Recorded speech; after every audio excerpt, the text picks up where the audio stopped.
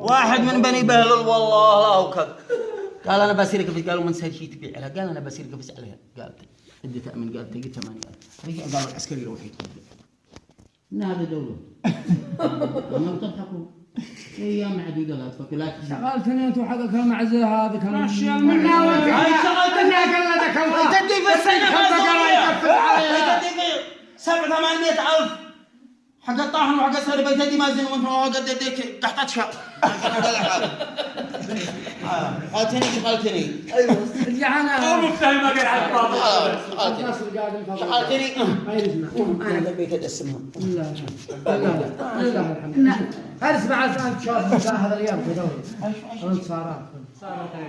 عادك وعاد الانتصارات عيني بعيد على ما قال رسول الله ان الله يطفيها ما هذا ما نطفيهاش على ما وعدنا لا تفكر كذا سيطفاها الله قال في اليمن واحنا شنو اذا ظهرت قال في اليمن قال سيطفاها الله ايوه الله بيقول هذا الله لا يطفيها صلى الله عليه وسلم قال هذا الله لا عبد الملك الله لا يطفيها نعم شيء الله قدوة العقل ساوى في هذا عارف يا اخي دو في هذا نعم شيء يطفيها الله وترجع كما كانت يعني الله قال بعد الحمد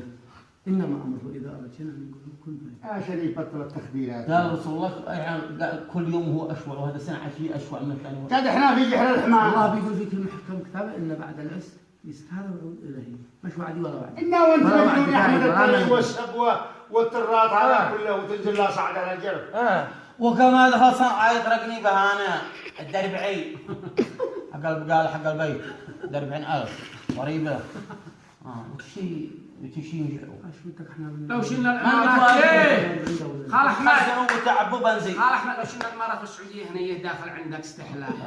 محمد لله على بلدي لو شنو بيفعلوا مثل ما احنا يا حد ابوك يا رافضين انا لا من الاولين ولا الاخرين ولا حبش قال لكن اعسل عليكم انا ما في هذا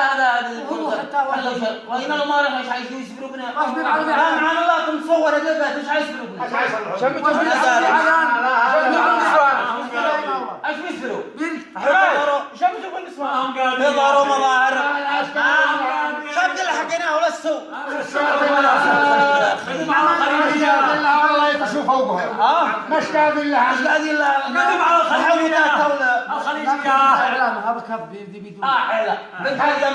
حق اي شيء استحيته كذب نعم السوداء حد يقدر يصير عندها انا الارض اليمني يمدري من الحبشه ادري يا بنت اليمن فكت ارضها ما انت اليمن فكت شاب حقك